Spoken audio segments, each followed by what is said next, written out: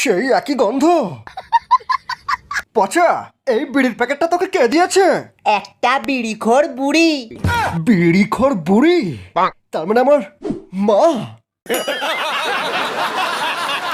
এটা এটা মায়ের হাতের তৈরি বিড়ি। একই বিড়ি অন্যজনও তৈরি করতে পারে। না নন্দা, তুমি হয়তো জানো না, আমি কতদিন পরে এই বিড়িটা খেয়ে পেট ঝেড়ে হয়ে গেছি।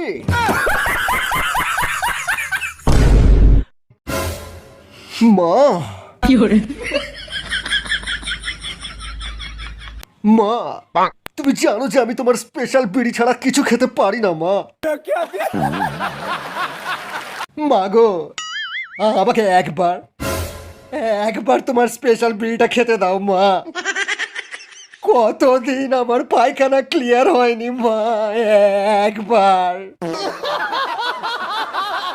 মা, তুমি আর বাবা যখন হানিমুনে গিয়েছিলে তখন একটু খৈনি কিনতে গিয়ে আমার বাবা সিঁড়ি থেকে পা ফসকে পড়ে গিয়ে সেই জায়গায় চোট খেয়েছিল।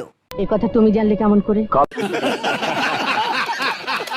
কাল রাতে বাবা আমার স্বপ্নে এসে বলে গেছেন, আরো বলে গেছেন, বাবা আমার হওয়ার জন্য পাড়ার সমস্ত বিড়িখোরদেরকে একটা করে শান্তি বিড়ির প্যাকেট কিনে দেওয়ার মানত করেছিলেন, কিন্তু বাবা তা দেননি।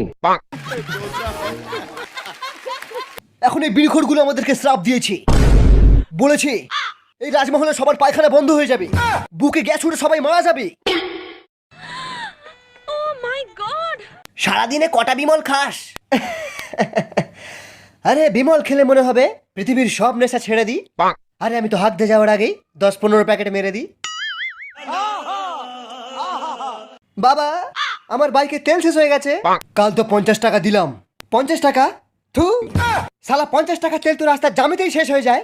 পেট্রোলের দাম অনেক বেড়ে গেছে, তোকে আর বাইকই চালাতে দেবো না। আরে দরকার নেই তোমার বাইকের, আজ থেকে আমি টোটো কিনে চালাবো, নিজের টাকায় বাইক কিনবো।